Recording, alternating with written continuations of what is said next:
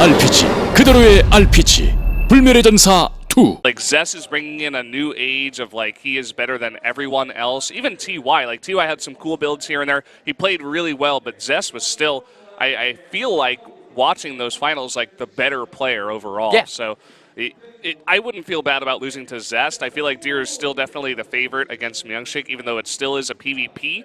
But MyuNgSiK, I mean, he has 4 recent games of the ways that Zest slowly pulled his body apart, right? So he has a lot to study here. Yeah, for sure.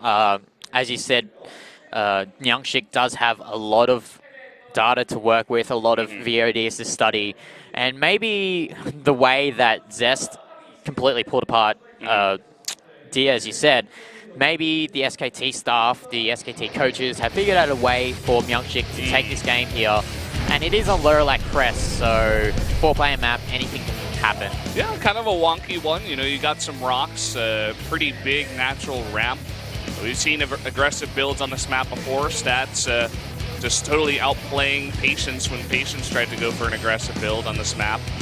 This is going to be an interesting one. I definitely agree that the SKT coaches have watched all the games that Deer has played in PvP, because he did go 0-4 against Zest, but he also 2-0'd Hero recently in Pro League, so that's even more games, right, for them to study, you know, how did he win and how did he lose and how can we take advantage of that. So let's take a look at the predictions here. Oh, actually everyone's going for Deer here, so no one really having much faith in MyuNgSiK. Yeah, I mean, MyuNgSiK, he hasn't really come out that often. He's 0-2. It's really hard to get behind someone like that, even though we know he's got the skill and the potential to pick it up.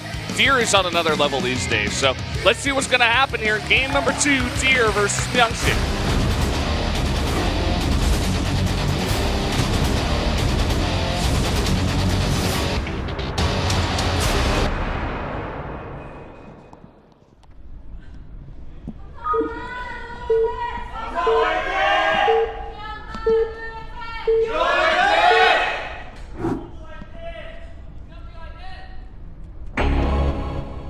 Up here in the bottom left, in the blue from Samsung Galaxy Con, it is Deer. And spawning here at the bottom left as the orange Protoss for SK Telecom T1, it is MyuNgSiK. Known by a lot of foreign fans as MyuNgSiK. Or Shik City. Yeah, Shik City. That works too. And we have vertical spawns here on Lurelak Crest, so obviously we'll be seeing these players most likely expand towards the east side of the map. And recently we've seen a lot of players actually not going for disruptor play, favoring the Zealot Immortal play that we're accustomed to in Heart of the Swarm, because I forgot who was... No, it was actually Classic against Zest. We saw no disruptor play at all. Zest was trying to do a Phoenix play. Classic got the early third base and punished Zest appropriately for not adapting in time. So we'll see how this plays out. Yeah. Yeah, no, you definitely see a lot of Phoenix play too. We've been seeing that a lot nowadays. Even Zest working that into his repertoire of builds. And yeah, I felt that way when I saw the Disruptor being used in a different matchup, which is PVT, where it's like when you face some of these Korean Terrans, they just out-micro the Disruptor. You can never hit them. If they're good enough, if they're fast enough, unless they make a big mistake, they are going to out-micro you. So I feel like also as the player's skill gets better, they can just work around the Disruptors. Obviously, it gets pretty crazy when it's Disruptor versus Disruptor, but yeah, it doesn't really surprise me too much that they've kind of leaned away from that nowadays. Yeah. I just remembered that Dia played against, I believe it was Seed on this map last week.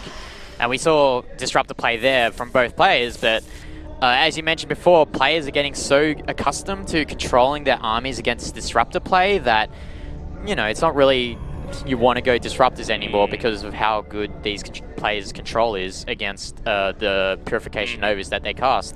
And, well, I was about to say, look at this. He's going for a faster Stargate. We're seeing a lot of Phoenix play. He wants to get ahead, but he changes that up into a Twilight Council.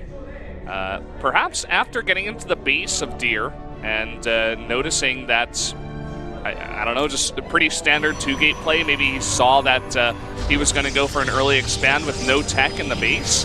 And Deer letting him get that scout definitely changes the response here from MyuNgSiK. And there is that proxy pylon there at the third base of Deer's rocks. And you saw on the mini-map that Deer's mothership core was actually floating towards the east side. And yeah, Dark Shrine, no surprises here from MyuNgSiK, especially with that proxy pylon. Obviously, he wants to get those Dark Templars warped in as quickly as possible, as close as possible to Deer. And Deer's actually going for a Twilight Council of his own. He's not going for the Stargate. He's not going for the robotics. This might actually hurt.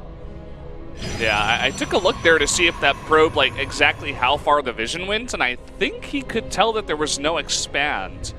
Not 100% sure, but I guess we'll find out by his response here. He's going for Blink and a fast robotics facility. He is going to be safe as long as he makes some observers here. The Dark Shrine is almost about to finish up, but so is the robotics. It's going to be a very quick timing here, a very small window for MyuNgSiK to take advantage of this. Yeah, but I think it's going to be that the robotics facility of Deer is actually going to pop up and the observer's going to come out before the Dark Templars can actually do any serious damage. And oh, it's actually going to warp in a couple of depths here to try and... he's got a bigger army and there's damage. no pylon over here. Yeah, there's no pylon here for the overcharge, and I think Deer got caught with his pants down. Yeah, just a little bit. He's definitely going to take some damage here. Does have that Nexus up. I'm not sure how far MyuNgSiK can go in. The Adepts are going to warp in here, and he tries to focus down that pylon, but he's going to take a ton of damage at the same time.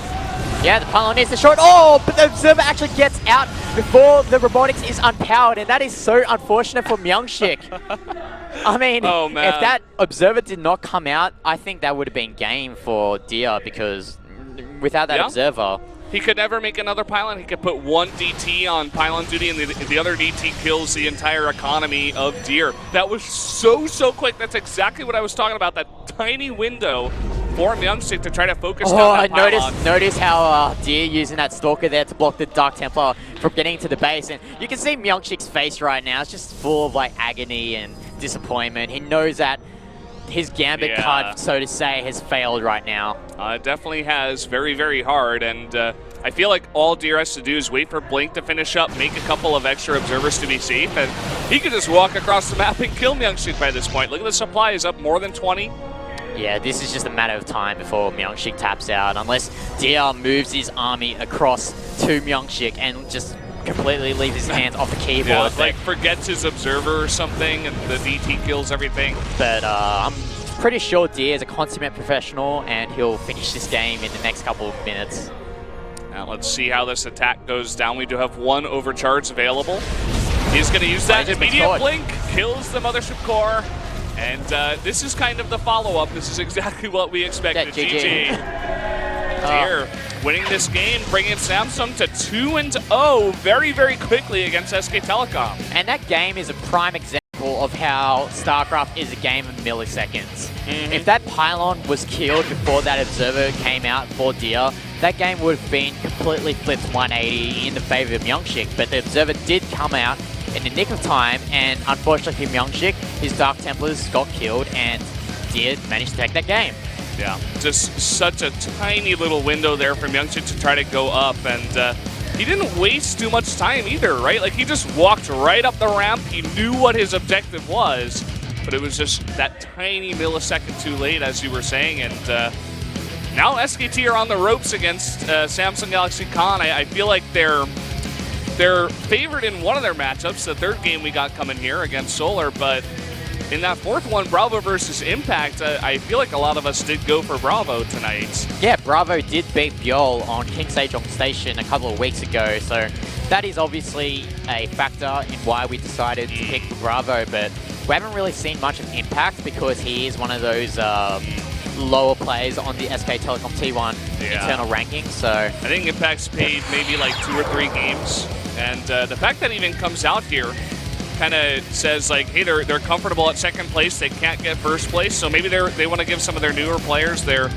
less played players, some experience in the booth, and that may pay off for Samsung tonight. But guys, we're going to take a quick break. We'll be right back.